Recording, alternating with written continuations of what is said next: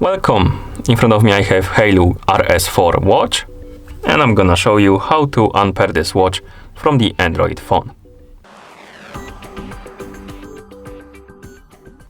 First we need to open the Haylou Phone application on the phone that is paired with our watch, so let's open it.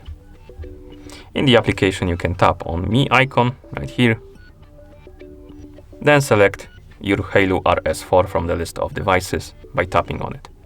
Now scroll down, and at the bottom of the page you should see the Unbind button. Tap on it, tap on Confirm, and wait. After a couple of seconds, the watch will disappear from the list of devices on the profile page, and also it will reset itself to the factory default settings. And that's how you unpair this watch from the Android phone. Thank you for watching. If you found this video helpful, please consider subscribing to our channel and leaving the like on the video.